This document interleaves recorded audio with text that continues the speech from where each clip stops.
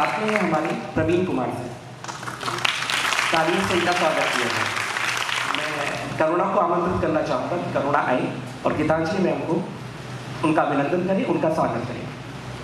करुणा,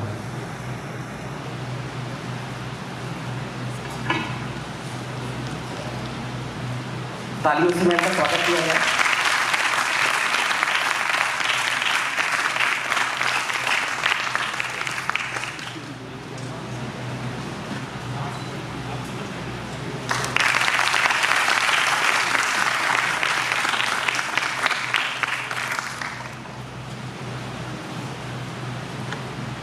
अब मैं प्रीति से आग्रह करूंगा कि प्रीति आए और प्रवीण सर का स्वागत और अभिनंदन करें। प्रीति।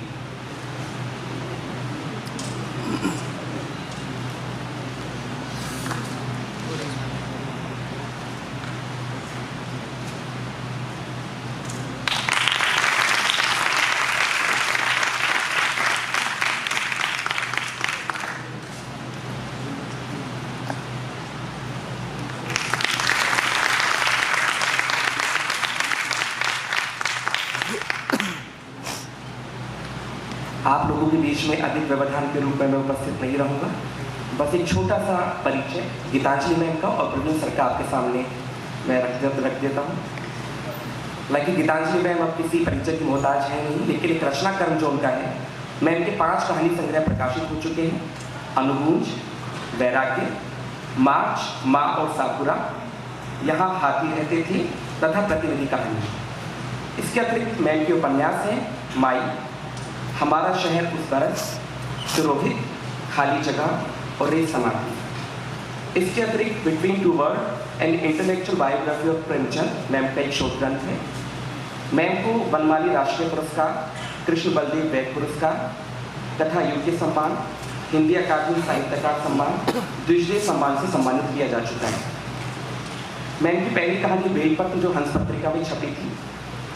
माई उपन्यास मैम का काफ़ी प्रसिद्ध रहा, जिसका नीता कुमार ने अंग्रेजी में अनुवाद किया था, जिसे साहित्य अकादमी ट्रांसलेशन प्राइज भी मिला था। रे समाधि जो 2018 में आया हुआ उपन्यास था, इस उपन्यास से मैम को बहुत प्रसिद्धि मिली।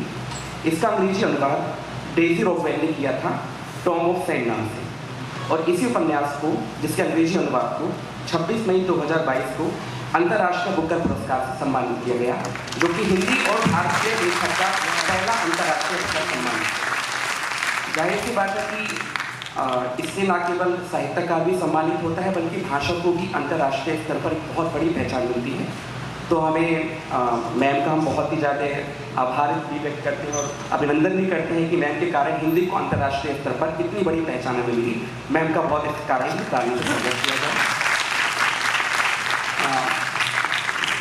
माई उपन्यास के बारे में बस एक बात कहूँगा कि एक परिवार की कहानी है, जहाँ एक औरत की जिंदगी को केंद्र में रखकर उसे ड्योढ़ी से बाहर निकाल लेने की कश्मकश है। और रे समाधि उपन्यास किसी की स्मृति में कितना बड़ा संसार है जिसे सरहदों से तय नहीं किया जा सकता, उसी का आख्यान करता है रे समाधि। इनके बारे में विस्तार में बात साक्षात्कार में होगी। प्रवीण कुमार सर के 2 कहानी संग्रह हमारे सामने आ चुके हैं, छबीला रंगबाज का शहर और वास्को डी गामा की साइकिल। छबीला रंगबाज का शहर के लिए प्रवीण कुमार सर को डॉक्टर विजय मोहन सिंह स्मृति युवा कथा पुरस्कार 2018 में मिला। इसके अतिरिक्त अमर उजाला का प्रथम शब्द सम्मान था 2018 में सर को मिला। सर का एक उपन्यास अमर देशवा नाम से प्रकाशित हो चुका है। कहानियों में सर सांप्रदायिकता से लेकर रचना प्रक्रिया तक के विस्तार तक जाते हैं। और वहीं सर का उपन्यास, जो कि बहुत प्रसिद्ध रहा भी है, कोरोना काल की बहुत बेहद विभीषिका पर आधारित उपन्यास है। सर वर्तमान में सत्यवती कॉलेज में हिंदी विभाग में सहायक प्राध्यापक हैं। सर का भी तालियों के साथ स्वागत है। अब मंच मैं मैम और सर के लिए उनको आमंत्रित करता हूँ, उनको समर्पित करता हूँ। सर शुरुआत। शुक्रिया असीम। मैं जब शब्द कहता हूँ तो मुझे त्रिलोचन याद आते हैं, और जब मैं स्मृति कहता हूँ तो निर्मल वर्मा याद आते हैं। लेकिन जब मैं कहता हूँ शब्द और स्मृति के बीच हिंसा, इतिहास और समकाल, तो परवश गीतांजलि श्री का चेहरा हमें याद आता है। साथियों, ये मई का महीना है और अगर मैं भूल नहीं कर रहा हूँ तो इसी मई में बुकर अवार्ड की घोषणा हुई थी और आज 1 साल पूरे हो गए हैं। मैम को फिर से बधाई उस चीज़ के लिए। मैम विद्यार्थी हैं ज़्यादातर और किसी शास्त्रीय विमर्श में नहीं, बहुत सामान्य ढंग से चीज़ें चलेंगी।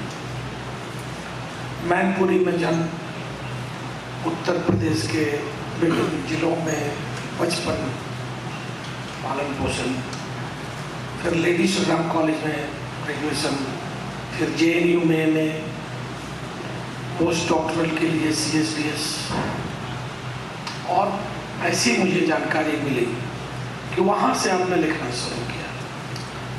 इतना अच्छा लिखती है, इतनी देर से शुरू क्यों किया आपने?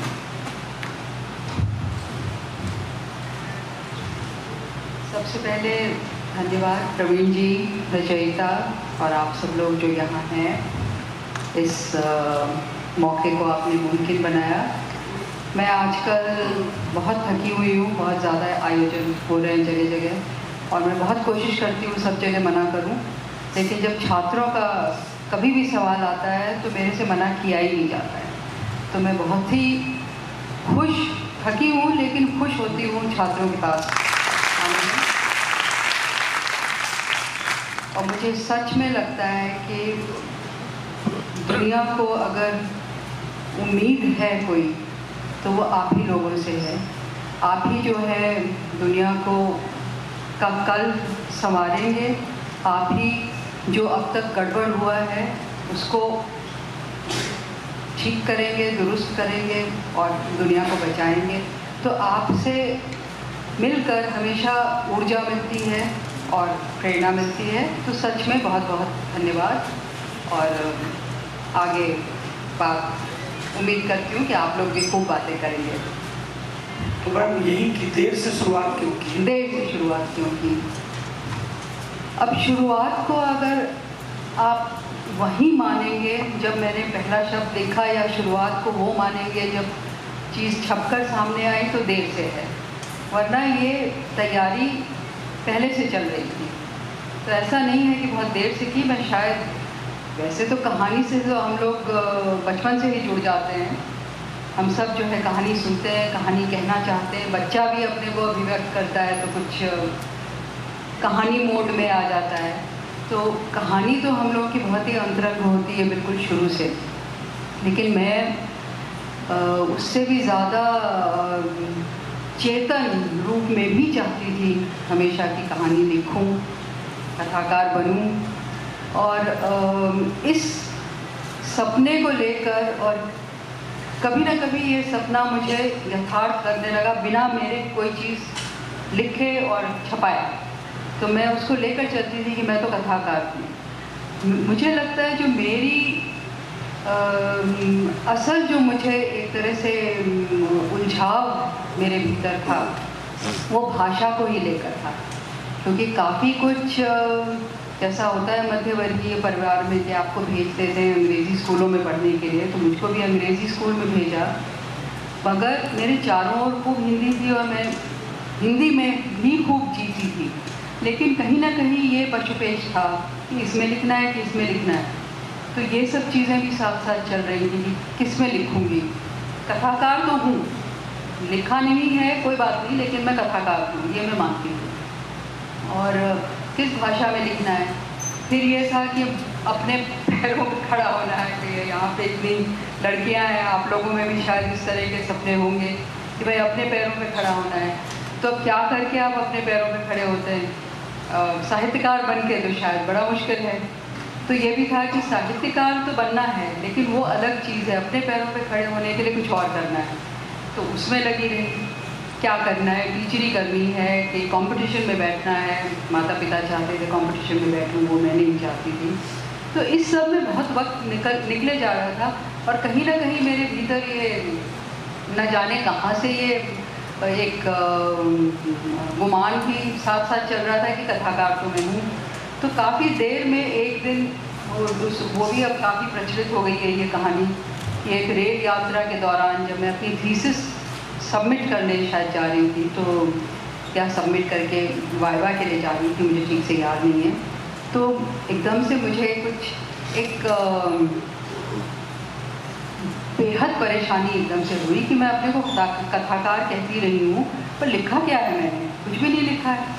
इसके पहले मतलब छिटपुट कुछ इधर उधर किया, लेकिन सिलसिलेवार कुछ नहीं। मैंने कहा हुआ क्या, ये कथाकार हूँ तो लिखूँगी कब? तो मैंने डर कर ट्रेन में कहानी एक लिख डाली। तो जो डर के लिखी, तो शायद जो आपने कहा ना कि इतनी देर में क्यों, तो इतनी देर से नहीं था, कहीं ना कहीं चीज़ें पक रही थी। तो पहली कहानी भी ठीक ठाक बनी। तो उसका जो ठीक ठाक बनना था, उससे बस ये अपने अंदर एक ये दम और जोश आ गया कि छलांग लगा दी उसके बाद। ये कहानी बेलपत्र थी जो नहीं, ये कहानी पता नहीं अफसोस करूं या खुशी मनाऊं, गायब है। तो क्या कहानी थी, हो सकता है बहुत बेकार ही कहानी रही हो, लेकिन वो कहानी है नहीं मेरे पास अब।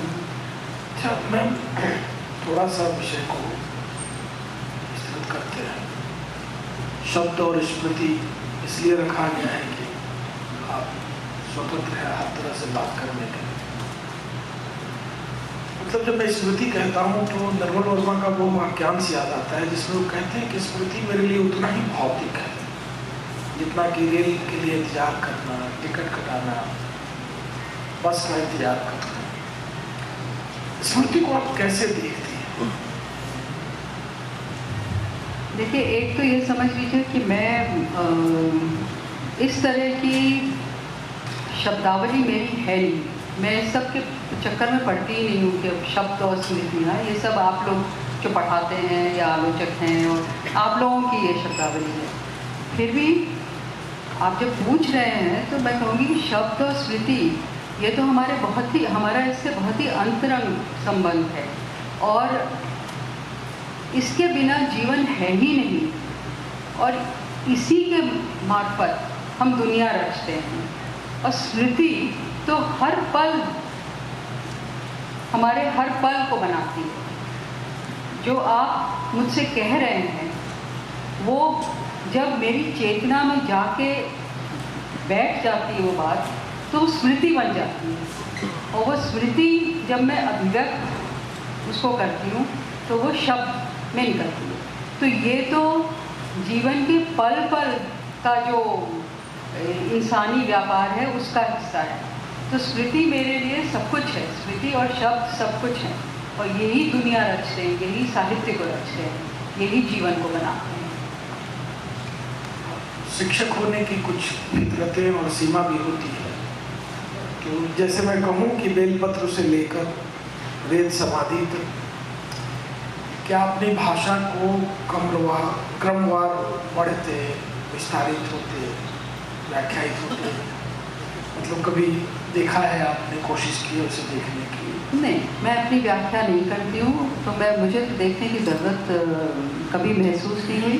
लेकिन चूँकि मैं लगी हुई हूँ उस काम में, बराबर अभ्यास कर रही हूँ, बराबर अपनी अभिव्यक्ति को तराशने की कोशिश में हूँ, तो ज़रूर भाषा में कुछ हो रहा है। अब उसका विश्लेषण मैं नहीं करूँगी, मैं करना भी नहीं चाहती, लेकिन ये मैं मानने में तैयार हूँ कि होते होते अभ्यास के कारण मैं थोड़ी और मुझमें एक आत्मविश्वास बढ़ा है, अलग अलग ढंग से बात कहने का कहिए कि एक रुतबा जागा है मुझमें, एक जोश आया है, वो सब मैं करती रही हूँ।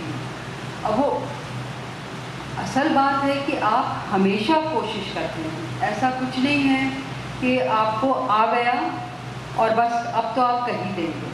आप जब कुछ कहने की कोशिश करते हैं तो आप फिर से शब्द ढूंढते हैं, फिर से तरीका ढूंढते हैं, और हर विषय या हर पल आपसे अलग किस्म की मांग करता है कि इसको अलग तरह से कहना है। जैसे सांप्रदायिकता वाला मेरा जो उपन्यास है, जब मैं वो लिखने लगी थी तो एक चीज़ जो मुझे बराबर कचोट रही थी वो ये थी कि इस पर इतना लिखा गया है, तरह तरह से लिखा गया है, सब कुछ इस पर कह दिया गया है।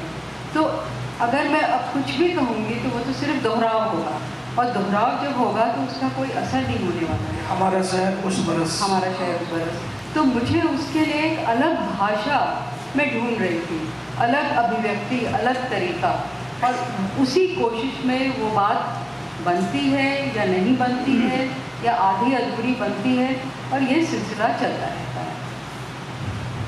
कंडीशनिंग की एकता भी होती है। जैसे मैंने शुरू में इशारा किया था कि मैनपुरी से लेके उत्तर प्रदेश के कई छोटे जिलों में आपका एक नाम हो रहा, तो एक लोक का संसार भी आपकी स्मृति में है और कॉन्वेंट की एक अपनी शिक्षा।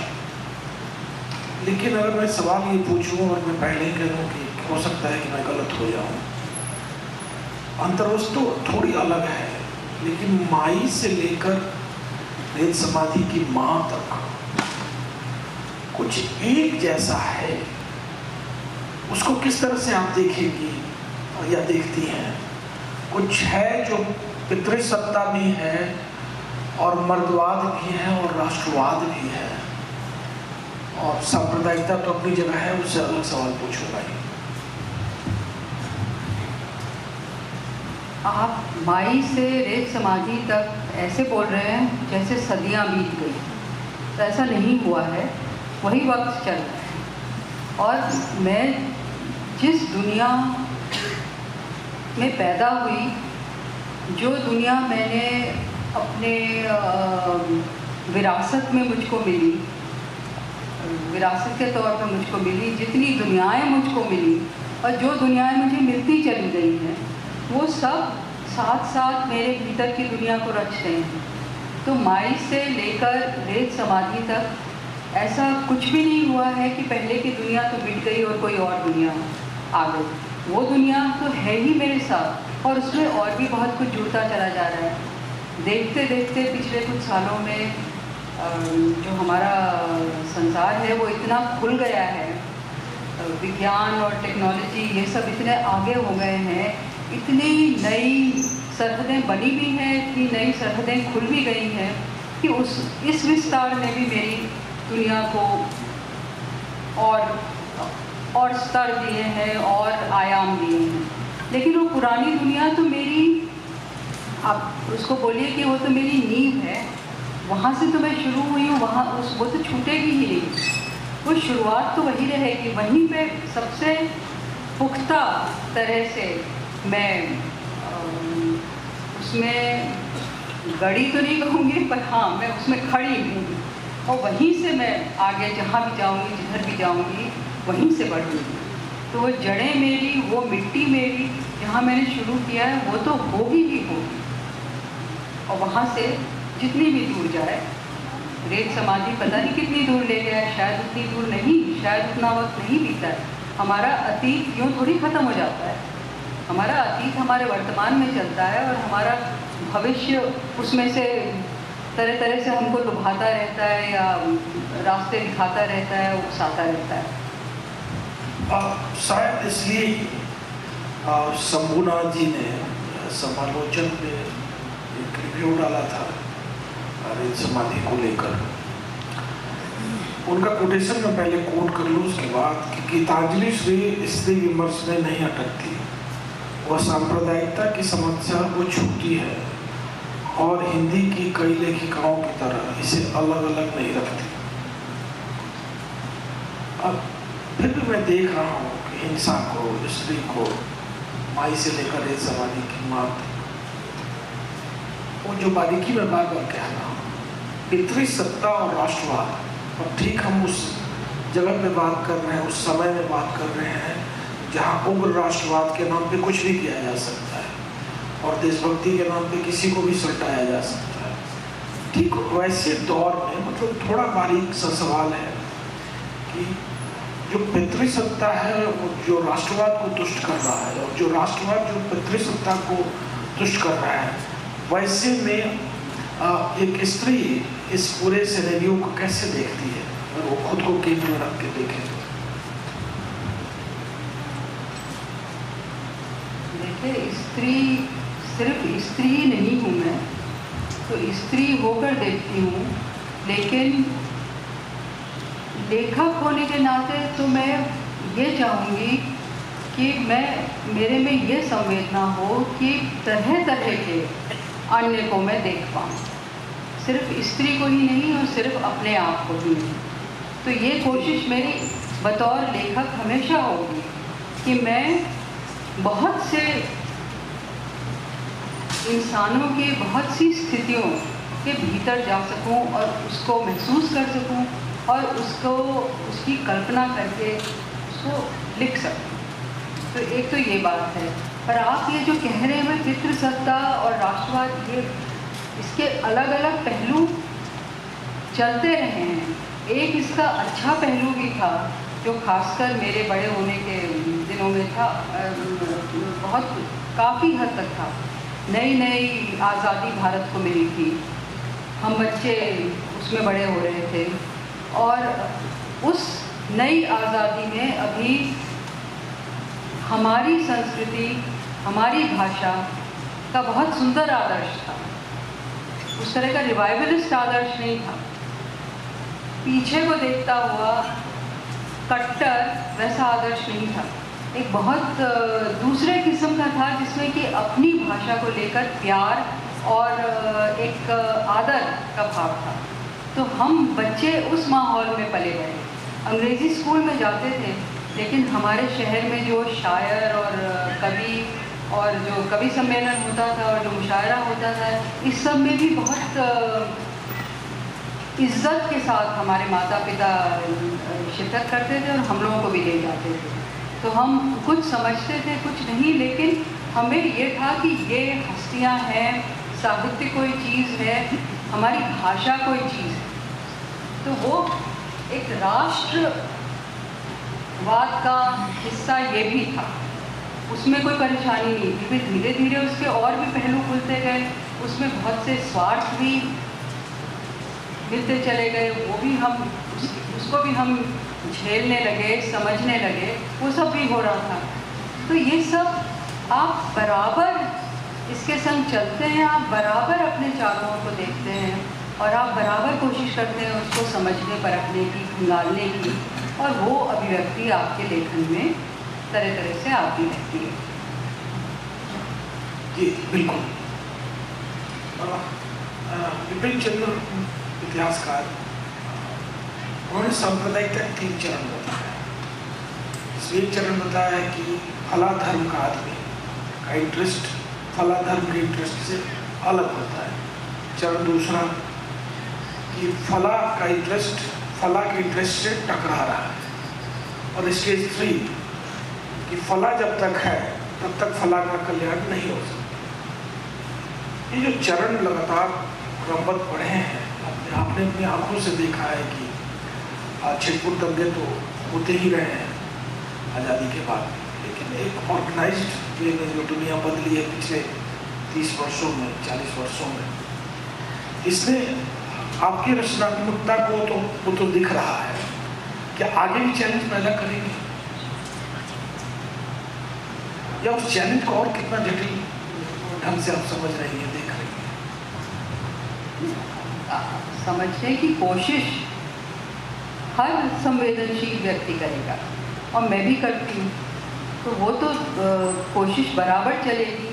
ये चुनौती हमेशा हमारे पास, हम आँख बंद करके नहीं बैठ सकते।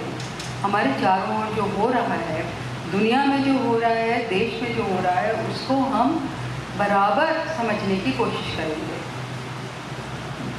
साहित्यकार होने के नाते मेरा ढंग शायद पॉलिटिकल साइंटिस्ट और दूसरे तरह के जो अकादमिक लोग हैं और तरीके हैं उससे भिन्न होगा। मैं एक बड़े मुद्दे को लेकर चलना नहीं चाहूँगी। मैं चाहूँगी कि मैं किसी इंसानी पल को लेकर चलूँ, जो रोज़मर्रा का कोई पल हो सकता है। एक इंसानी पल, मैं अभी उदाहरण आपको नहीं दे सकती हूँ, पर वैसे दे भी सकती हूँ। मेरा एक उपन्यास है खाली जगह। तो खाली जगह में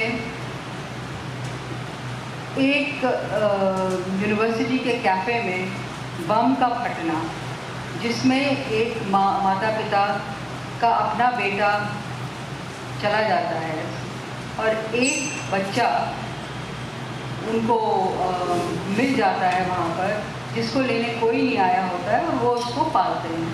तो मेरे लिए तो ये बहुत ही एक निजी कहानी है, तो मैं इस निजी कहानी को उठाती हूँ साहित्यकार होने के नाते।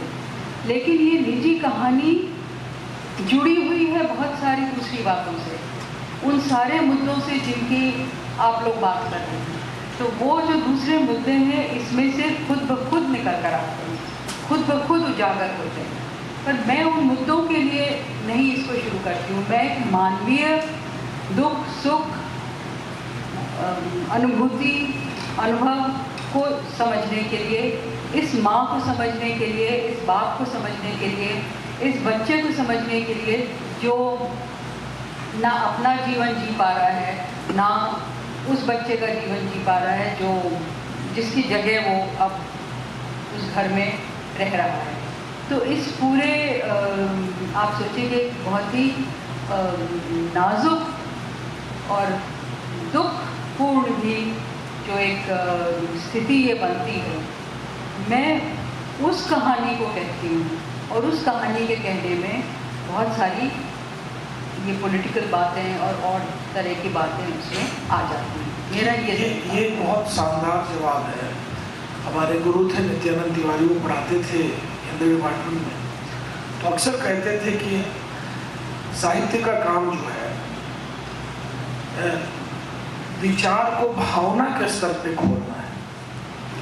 और आपने सही कहा कि जब हम विचार से किसी अनुभव तक जाते हैं तो शायद उतना जरूरी नहीं लगता, लेकिन जब आप अनुभव से होकर किसी विचार या किसी तर्क या निष्कर्ष पे जाते हैं वो ज़्यादा प्रामाणिक है।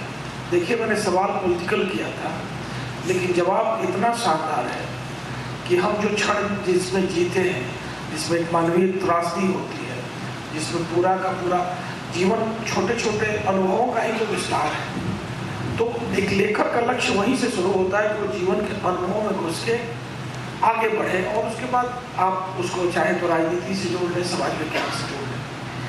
लेकिन एक बहुत दिलचस्प चीज़ मैंने रेत समाधि में देखी है, वो है पारिस्थितिकीय संकट को, मतलब औपन्यासिक कृति में उसकी उपस्थिति जो है, पारिस्थितिकी तंत्र जिसे हम क्या कहेंगे, इकोसिस्टम, ये उपन्यास में लाने का आइडिया कैसे है? ये जीवन में हमारे है। बिल्कुल, ये तो वही बात है फिर से कि मैं तो कोई बहुत ही पर्सनल चीज़ लिख रही हूँ और पर्सनल चीज़ कह रही हूँ, तो ये हमारे जीवन का हिस्सा है। ये इकोसिस्टम और ये इकोसिस्टम जिस तरह से हिला है, जिस तरह से उस पर खतरे मंडरा रहे हैं, जिस तरह से हमको समझ नहीं आ रहा है कि हम क्या विकास की दिशा में बढ़ रहे हैं या तबाही की कगार की तरफ बढ़ते चले जा रहे हैं, ये तो हमारे आज के जीवन का बहुत बड़ा प्रश्न है, बहुत बड़ी तकलीफ है, बहुत बड़ी फिक्र है, चिंता है। तो मैं तो अपने वही बहुत ही पर्सनल फिक्र यहाँ पर उसको अभिव्यक्त करती हूँ। इसी तरह से ये आता है। और एक दो सवाल और मैं उसके बाद पब्लिक के लिए भी ओपन करेंगे। नो मैन्स लैंड आपके यहाँ जो है वो कई तरह के निहितार्थ, जैसे वो स्त्री और वर्तमान के बीच का भी विभाजन है, वो राष्ट्र और राज्य का भी विभाजन है, वो स्त्री और पुरुष के बीच का भी विभाजन है। सबसे बड़ी बात यह है कि आपने थर्ड जेंडर को लेके लिखा, जिसमें वो दुकान पे रहता है तो पुरुष होता है और घर में स्त्री बन जाता है। अब क्या ये रूपक है? क्या इसको मेटाफर के रूप में समझे? इसके कई अर्थ निकल रहे हैं और कोई भी लेखक नहीं चाहता कि अर्थ, मतलब हाँ सीमित किया जाए, उसमें एम्बिग्विटी की गुंजाइश रहनी चाहिए। लेकिन हम मतलब चूँकि विद्यार्थी में बैठे हुए उसको किस तरह से देखें? अगर आप दोनों तरह से देखिए, आप रूपक की तरह भी बेशक इसको देखिए, और बिल्कुल अगर आप सीधा सपाट यथार्थ के स्तर पे भी उसको देखेंगे तो वो है कि हम सब पे सीमाएं थोपी गई हैं। ये सीमाएं हमको तरह तरह से बांधती हैं और हमें जीवन व्यापन के लिए ज़रूरत महसूस होती है रास्ते निकालने की, इस सीमा से बाहर जाने की। उसको ज़रूरत होती है पुरुष बनकर, जैसे घर जब उसे लेना होता है तो उसका पुरुष होना उसके लिए ज़्यादा सार्थक साबित होगा। तो वो अपने उस रूप में आ जाता है कि वहाँ पर क्योंकि पुरुष को ये पितृसत्ता वाला समाज है, पुरुष प्रधान समाज है, तो यहाँ पर पुरुषों को एक खास नज़र से देखा जाता है, ज़्यादा गंभीरता से लिया जाता है जब आप कुछ बड़ी खरीदारी करने गए हैं वगैरह। तो वो ये इस जीवन को अपने लिए आसान बनाने के या उसमें रास्ते निकालने के लिए वो अपने तरह तरह की भूमिकाओं में आता है और आती है। ये चीज़ हम लोग हर समय करते हैं, तो आप इसको रूपक भी मानिए और बहुत ही सपाट एक यथार्थ भी मानिए कि हमको हर समय जीवन से जूझने के लिए इस तरह अपनी भूमिकाएं बदलनी भी पड़ती हैं, और हमारे भीतर एक भूमिका नहीं है, हम बहुत सी भूमिकाओं को जोड़कर करते हैं। तो ये सब सत्य भी होती है। तो मैं ऐसी कोई बात कहूँगी, अगर आप उसको और नहीं, बहुत शानदार बात है क्योंकि वो दोनों जगह बहुत फिट बैठता है। साथियों, ये बातचीत हो रही थी तो किसी आलोचक ने कहा छोटे वाक्यों की जादूगर है गीतांजलि श्री, और आप पढ़ते हैं तो आप एंजॉय करते हैं कई जगह। एक सवाल मुझे दिया गया था पूछने का, लेकिन मैं पूछूंगा नहीं कि आपकी सारी नरेटर जो है वो स्त्रियां ही क्यों होती हैं। भाई पुरुषों से कभी नहीं पूछा गया तो मैं लेखन में स्त्री लेखन के बारे में क्यों पूछूं? मेरे सारे नरेटर जो है, हाँ नरेटर नहीं, खाली जगह में नरेटर लड़का है जी। खाली जगह मान लीजिए मैं मिस कर गया हूँ।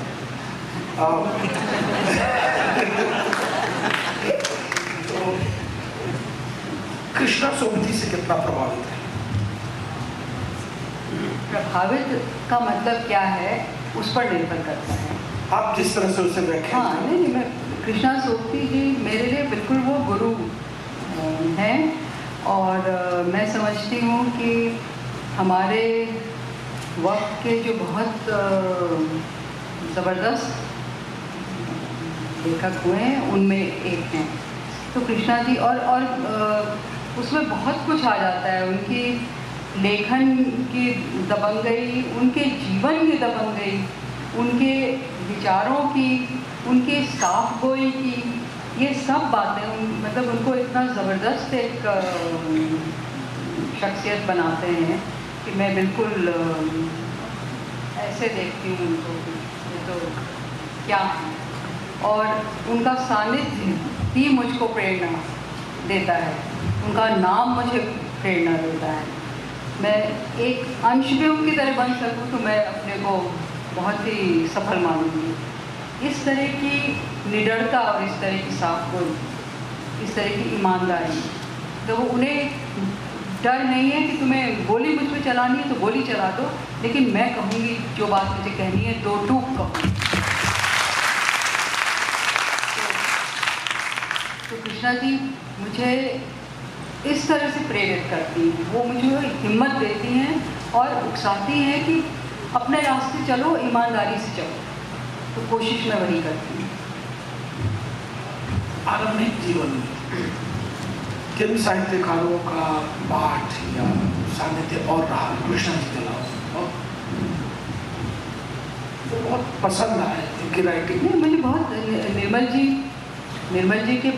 जी तो मेरे पड़ोसी थे, तो बहुत उनका सानिध्य में मिला।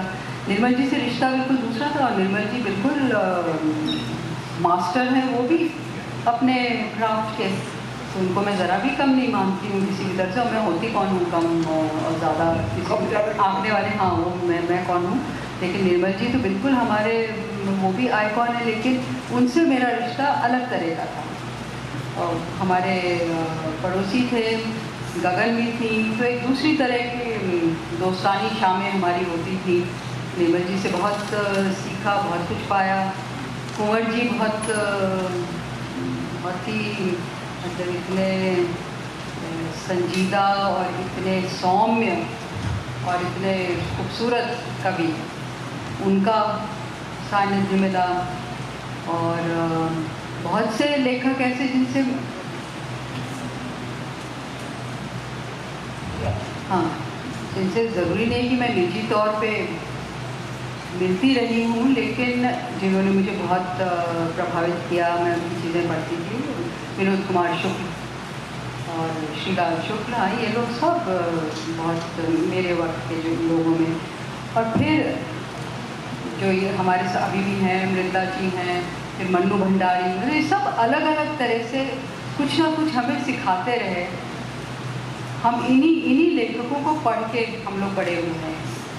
तो और चीज़ें भी दुनिया की कोशिश करती रही पढ़ने की, लेकिन हिंदी से जुड़ने के लिए मैं इन लेखकों को खूब पढ़ती थी, और इनसे मैं बहुत कुछ पाती रही। और इन्होंने ज़रूर मुझे हिम्मत दी कि मैं पूरी तरह से हिंदी में ही चली जाऊँ। मैम, एक अंतिम सवाल मेरी ओर से, बाकी ऑडियंस से सवाल पूछेगी। आप हिंदी और अंग्रेजी दोनों की ज्ञाता है, जो कि हम लोग खासकर मैं बहुत अपना इंटरेस्ट मूवी कर रहा और यहाँ हिंदी ही पढ़ा। एक कविता है इकबाल अली की, हम हिंदी में गलिया रहे थे, वो अंग्रेजी में मुस्कुरा रहे थे। तो कॉन्सेप्ट के लेवल पे हिंदी की जो दुनिया है लेखकों की और विश्व साहित्य की आप जानकार हैं,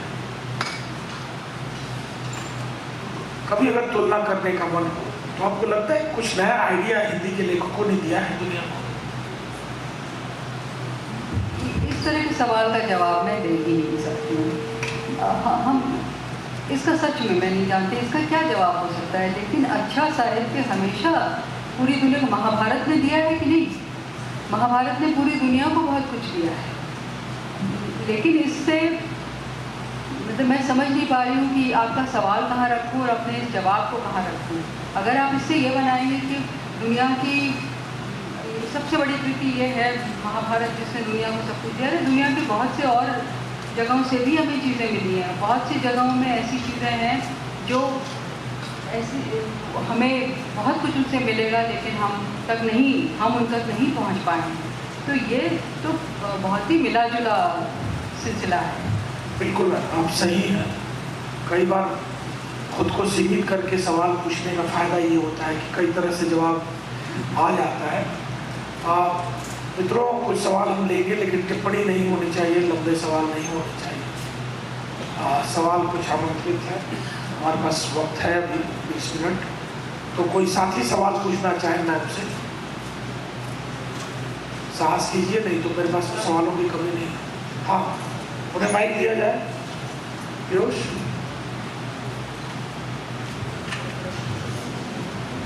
मेरा माइक दे दो।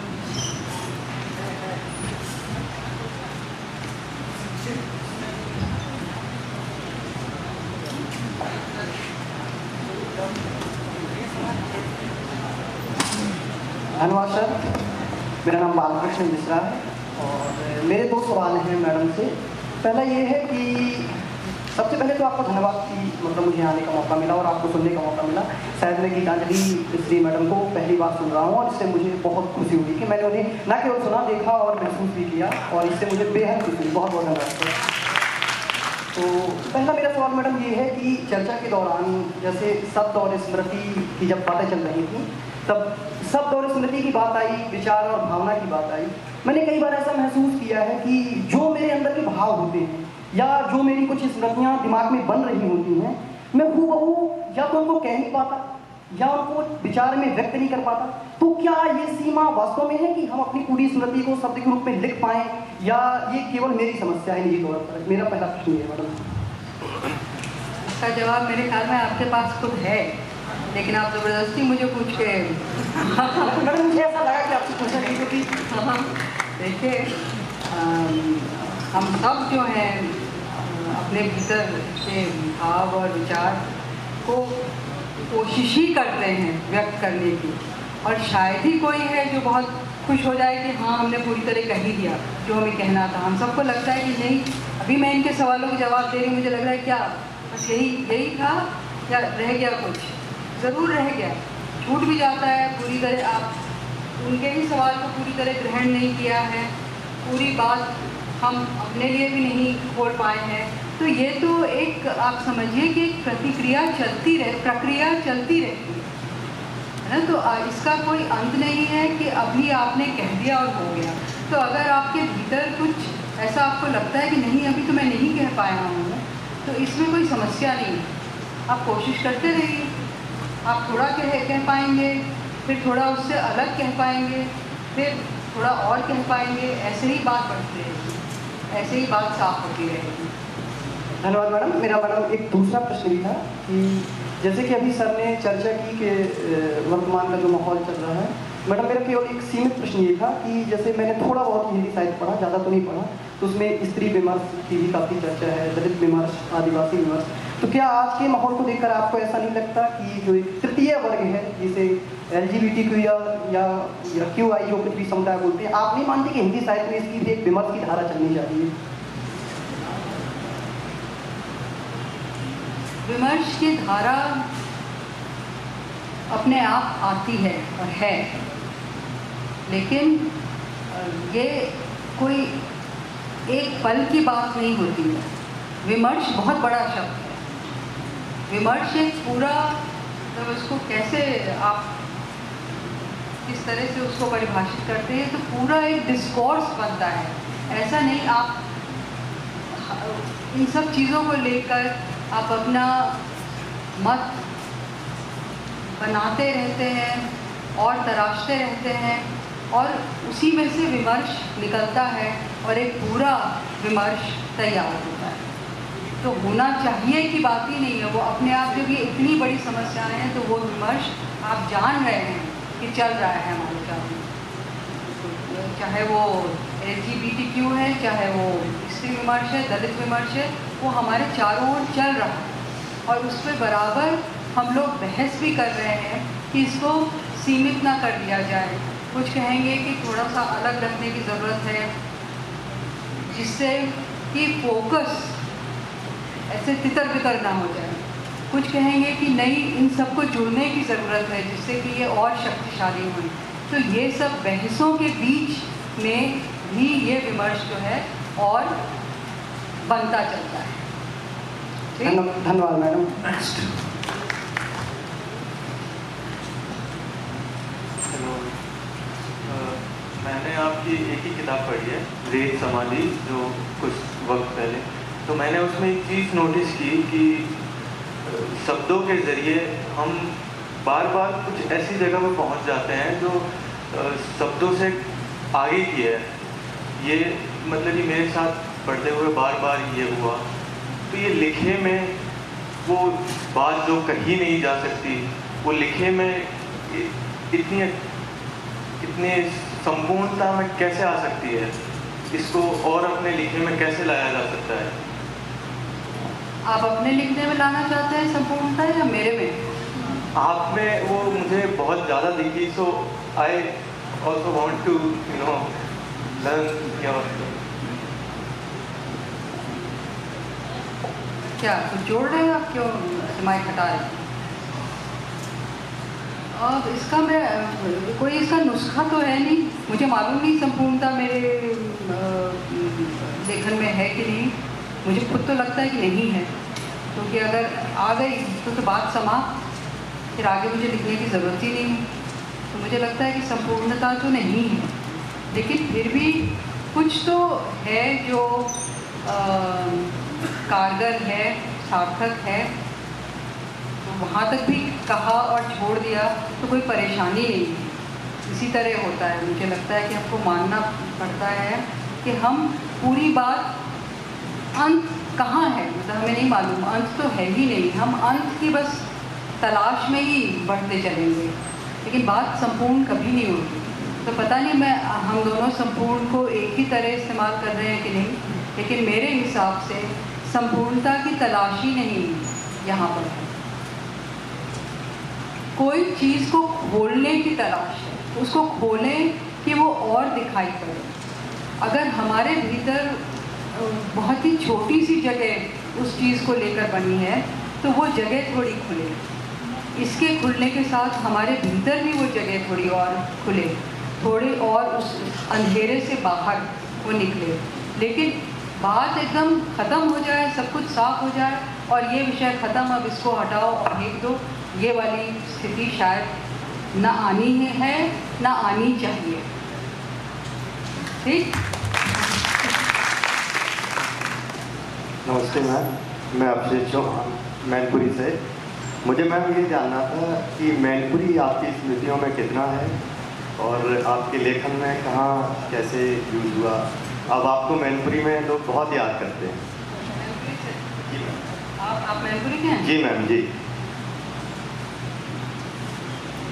और मैं कहने तो वाली थी कि मेरी स्मृति में बहुत कम है, लेकिन आप वहाँ के हैं तो मुझे मन कर रहा है कि मैं कहूँ कि बहुत है। ऐसा है, देखिए कि मैं मैनपुरी में पैदा हूँ तो मैं दूसरों की स्मृतियों में ज़्यादा हूँ। मेरे पिता तो अब नहीं हैं, लेकिन उनको मैनपुरी ज़्यादा याद था। बाद में इत्तेफाक से जिस शख्स से मैंने शादी की वो मैनपुरी थे, तो उस तरह से मैनपुरी लौट आया मेरे जीवन में। लेकिन मैं फिर भी बहुत ही कम गई हूँ वहाँ, गई हूँ पर कम गई हूँ और चाहती भी नहीं कि थोड़ा और जाऊँ, लेकिन ज़्यादा यही हुआ कि मेरे सास ससुर वो ही वहाँ से निकल कर हमारे पास आ जाते, हम वहाँ कम जाते। तो अब शुरू करूँगी जाना। नमस्ते मैम, मैं परमजीत। आपके बारे में मैम बहुत ज़्यादा मैं नहीं जानता था। पहली बार तभी मैंने जाना ठीक से जब आपको संक्षेप बुकर पुरस्कार मिला। पर मैम तब ऐसा महसूस हुआ कि जैसे अंतर्राष्ट्रीय स्तर पर तो ख्याति मिली, लेकिन यहाँ बहुत शोहरत के शीर्ष पर पहुँचकर भी आप एक तरह से शोहरत विहीन जैसी स्थिति यहाँ देखी गई। मुझे बस खुशी हुई थी जैसे इंडिया के जीतने पर होती है, चाहे हम मैच देखें ना देखें, तो शोहरत के बिल्कुल शीर्ष पर पहुंचकर पूरी दुनिया में फेम पाने के बाद, लेकिन जब यहाँ खाली महसूस होता है तो कैसा महसूस करते हैं आप उस स्थिति में? और जो आज जो लोग लिख रहे हैं उनको यदि उचित सम्मान नहीं मिल पाता है, क्योंकि कोई ठोस शब्द है, लेकिन मैं कहूँगा कि कोई यदि कबाड़ भी लिख देता है किसी नेता के बारे में तो उसको बहुत ऊंचाई मिल जाती है। ये जगह खाली नहीं होती यदि कोई सत्तानुकूल व्यक्ति आ रहा होता, 1000-2000 कार्यकर्ता आ जाते। तो आप कैसा महसूस करती हैं यहाँ, और उन लेखकों को क्या कहना चाहती हैं जो इस समय लिख रहे हैं और ईमानदारी से लिख रहे हैं? मैं ये कहना चाहूँगी, मैं आपके आखिरी सवाल से ही शुरू करती हूँ। मैं ये कहना चाहूँगी कि शोहरत को आप अपने जीवन का मुद्दा मत बनाइए। आप लिखना चाहते हैं तो आप लिखिए। और असली बात यही है, देखिए हम लिखते हैं, इसके कई चरण होते हैं। पहला चरण तो है कि आप अकेले अपने संग हैं, आप अपने भीतर की कोई ऊहापोह को अभिव्यक्त करना चाहते हैं, चाहे सुख की बात हो चाहे दुख की बात हो, आप उसको पहले खोलना चाहते हैं तो आप अपने संग अकेले हैं। शुरुआत वहाँ होती है। जब आपने वो किया, कुछ किया, एक कृति बनी, या मैं एक और उपमा दे दी, मिट्टी। आप मिट्टी के संग बैठे हैं और आप उस मिट्टी से कुछ बनाना चाहते हैं, तो पहले तो आप अकेले आप हैं और मिट्टी है, वो है आपकी जद्दोजहद। आप मिट्टी से कुछ बनाते हैं, जब बन जाता है और आपको लगता है कि बस इस दौर में या इस कृति के साथ हम इतना ही मुझे करना है, यही बनाना है, यहाँ मैं अब इसे छोड़ देती हूँ, अब ये बन गई है चीज़। अब आपको मन होता है कि कोई उसको देखे, कोई और आकर उसके बारे में कुछ कहे। हो सकता है आपको एक मिले कोई देखने वाला, एक उसको सराहे और 4 उसको देखकर आगे बढ़ जाएं कि उन्हें कुछ नहीं मिला। इस सब के लिए आपको तैयार रहना पड़ेगा। न जाने कितने लेखक, कितने कलाकार दुनिया में आपको मिलेंगे जो इस दुनिया से कूच कर गए, सदियां बीत गई तब उनको पहचाना गया।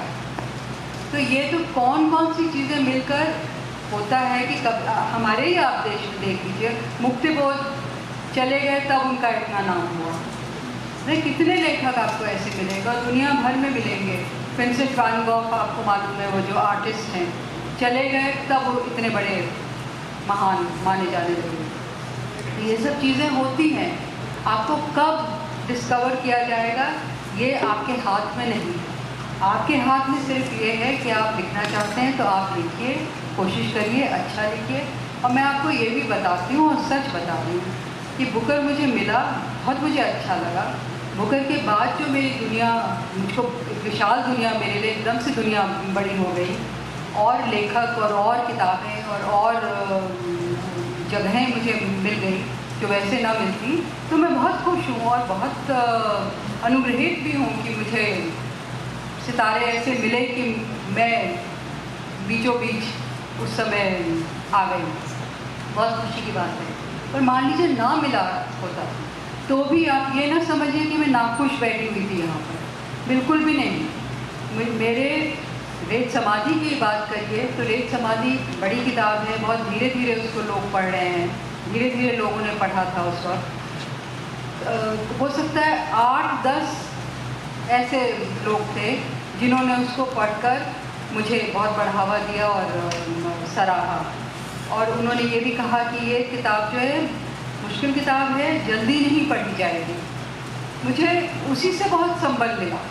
मेरे लिए वो बहुत बड़ी बात थी कि कृष्णा सोबती, मंजूर एहतशाम, अखिलेश जो लखनऊ में हैं, मृणाल पांडे, इस तरह के लोग मुझसे कह रहे हैं तो मैं उनकी इज्जत करती हूँ, मुझे उनका लेखन पसंद है, तो उनका मेरे लेखन के लिए अच्छे शब्द कहना मेरे लिए बहुत मायने रखते थे। वही मेरे लिए एक पुरस्कार था। तो बुकर आ गया, उससे एक और दुनिया खुल गई। लेकिन ऐसा नहीं है कि बुकर के बाहर या शोहरत के बाहर या थोड़े से आप ही के क्षेत्र में कोई दुनिया है ही नहीं, वहाँ भी है। तो वहाँ भी आपको एक संतोष मिलेगा जब आप कोई चीज़ थोड़ा अच्छे से कर देंगे। ठीक, आप बहुत संतुष्ट नहीं लग रहे हैं, लेकिन मैं यही कहूँगी। जी मैम, इस तरफ ये आखिरी सवाल होगा। मेरा सवाल ये है कि मैम के संदर्भ में एक बात कही गई कि मैम जो है वो छोटे वाक्यों की जादूगर है। तो मैं ये जानना चाहता हूँ, एक लेखक होने के नाते आप बहुत अच्छा बताएंगे कि एक अच्छा लेखक किसे माना जाएगा, जो लंबे लंबे वाक्य बनाए या जो छोटे छोटे वाक्य बनाए? छोटे वाक्यों के ज़रिए या लंबे वाक्यों के ज़रिए वो क्या कर ले रही है वो उसको अच्छा बनाएगा। उसके वाक्यों के छोटे होने से कुछ नहीं हो जाएगा और ना वाक्यों के लंबा होने से। पर कितनी खूबसूरती से उस बात को वो कर पाए या कितने दम है उसके अभिव्यक्ति में, वो चाहे छोटे वाक्य हों, चाहे लंबे हों, चाहे चुप्पियाँ हों, उससे बढ़िया।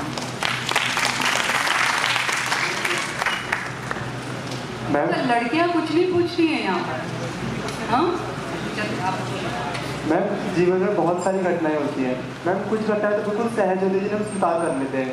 मैम कुछ घटनाएं ऐसी होती है जिन्हें हम स्वीकार ही नहीं कर पाते, अपने जिसको हम स्वीकार ही नहीं कर पाते, मतलब अपना एक्सेप्ट ही नहीं कर पाते कि मेरे साथ हुआ है। तब उन सब चीज़ों को कैसे लिखें? हम लिखने का साहस ही नहीं हो रहा मुझे तो मैम, क्योंकि मुझे कुछ लिखना है लेकिन मैं हिम्मत ही नहीं कर पाऊँगा कि मैं इसे लिख पाऊँगा या नहीं लिख पाऊँगा। तब इसी को डर लग रहा है कि मैं लिखना शुरू करूँ ना करूँ। इस तरह यही बस वो है अंदर कि लिखें ना लिखें, कैसे लिखें। देखिए, एक तो रास्ता आप ही को ढूंढना है ना। अगर आप कहना चाहते हैं, उस बात को आप कहना चाहते हैं, तो उसको कैसे कहेंगे वो आप ही को ढूंढना है। दूसरी बात है कि अगर आप आत्मकथा नहीं लिख रहे हैं तो भी फिक्र किस बात की है? आप उसको थोड़ा, आप कल्पना भी तो है आपके पास, आप कल्पना से उसको जोड़िए। आपको आपके साथ कोई चीज़ हुई है, वो आप उसको सोचिए कि किस काल्पनिक इंसान में या स्थिति में, मजाकिया स्थिति में या किसी और तरह की स्थिति में आप उसको बैठा के वो बात कह सकते हैं, अपने मन की बातें वहाँ निकाल सकते हैं। ज़रूरी थोड़ी है कि मैं और मेरे साथ, है ना, वही आपको रास्ता निकालना पड़ेगा। शुक्रिया। क्या कोई छात्रा सवाल पूछना चाहती है? चलिए, उन्हें दे दीजिए एक आखिरी एकदम। लास्ट वर्ड हमेशा लड़की का होना चाहिए। धन्यवाद मैम। मैम, मैं कभी कभी कविताएं लिखने की कोशिश करती हूँ और जब सहपाठियों को पढ़ाती हूँ तो वो बोलते हैं कि शब्द चयन इतना कठिन है कि किसी प्रोफेसर को दिखाओ, और प्रोफेसर मतलब ऐसे हो नहीं पाता है, क्लास थोड़ा मतलब स्थापित रूप से ले नहीं पाती हूँ। तो मेरा ये जानना है कि हर इंसान की अपनी दुनिया है, एक लेखक की दुनिया है जो कई दुनियाओं से एक नई दुनिया गढ़ता है और अपनी रचना में डालता है। तो जो उन रचनाओं को देखते हुए या इंसानों से जो स्मृतियाँ लेते हुए, महसूस करते हुए जो एक अलग सी दुनिया बनती है, उनको जब पिरो देते हैं हम या कविता या कहानी में जब ढालते हैं तो अक्सर समस्या आती है अंत की। तो हम उसको अंत कैसे करें कि मतलब हम एक पुष्टित अंत दे सके और जो लोगों को प्रभावित भी कर सके और अच्छा भी कर सके, मतलब संतुष्टि ले सके, क्योंकि लगभग हम बीच में तो अच्छा लिख जाते हैं लास्ट। धन्यवाद। तो देखिए, ये आपकी समस्या है और इसका समाधान भी आप ही को ढूंढना पड़ेगा। मैं आपको कैसे बता सकती हूँ इसका क्या अंत होना चाहिए? आप ही को ढूंढना पड़ेगा और बार बार कोशिश करनी पड़ेगी। और तरह तरह के अंत होते हैं। कभी कभी अंत वैसा अंत होता है जो कि उसको पूरा कर देता है, क्लोजर हो गया, ये हुआ और कहानी खत्म। कभी कभी अंत वो होता है जो बस खोल देता है, उसको पता नहीं अभी आगे बाकी है। तो ये तो आपके जो आप कहिए कि आपके भीतर जो एक सौंदर्य शास्त्र है और साहित्य और कविता को लेकर जो एक आपकी दृष्टि बनी है, वो आपको बताएगी कि यहाँ रोको या इधर को मोड़ के यहाँ पर इसको छोड़ दो या नहीं अभी थोड़ा और आगे ले जाओ। लेकिन ये तो आपको अपने से ढूंढना पड़ेगा, कोई और आपको इसका समाधान बता ही नहीं। तो शुक्रिया मैम। साथियों, मैं बस खत्म करने से पहले ये बात बोल दूँ कि कई ऐसे आयोजन हैं जिनके लिए गीतांजलि श्री ने मना कर दिया था, लेकिन उन्हें जैसे ही पता चला कि विश्वविद्यालय के छात्रों के बीच होना है तो तैयार हो गए। और मैं आज कंफर्म हूँ अभी कि ऐसी बहुत सारी सीख जो किसी क्लासरूम में, किसी स्मार्ट क्लास में, किसी प्रोफेसर के यहाँ नहीं मिलेगी, बहुत ईमानदारी से मैम ने हम लोगों के सामने रखा। मैम आप आई, मैं दिल्ली विश्वविद्यालय की ओर से, रचयिता की टीम की ओर से बहुत बहुत धन्यवाद कहना चाहूँगा। और ये वादा लेके जाना है आपको कि अब फिर आपको बुलाएंगे और आप फिर आएंगे। बिल्कुल, मैं वादा करती हूँ और बहुत बहुत शुक्रिया, मुझे बहुत अच्छा लगा। शुक्रिया साथियों।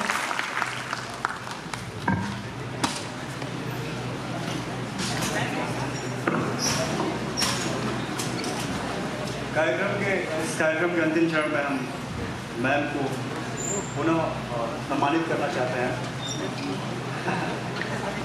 मैं मंच पर अमृतास को बुलाता हूँ, वो बुके लेकर आए।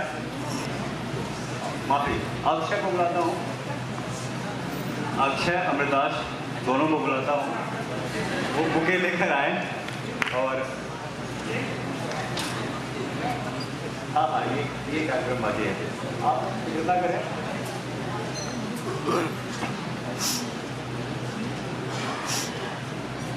इंतजार का अपना महत्व है, हमें हमारा इंतजार पूरा हुआ।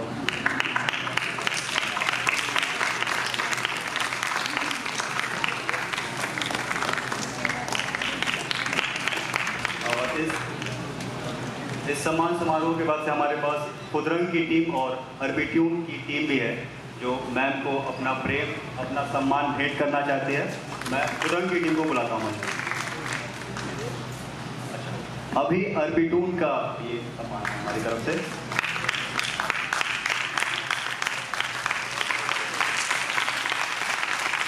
बहुत ही सुंदर कलाकृति, ये किसी रचनाकार के लिए बहुत ही सुंदर उपलब्धि है।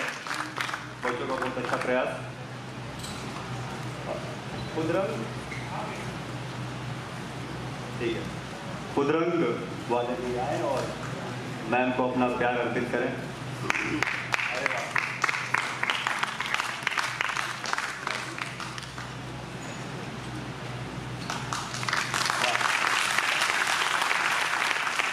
परिणाम में बनाई गई पेंटिंग है, बेहद ही सुंदर है।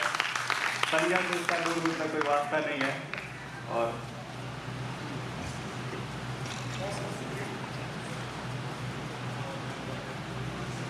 प्रवीण सर का और मैम का बेहद शुक्रिया, हमें अपने अल्फाजों और शब्दों से नवाजने के लिए, हमें अपना अनुभव और ज्ञान देने के लिए और जोड़ने के लिए। हमें धन्यवाद।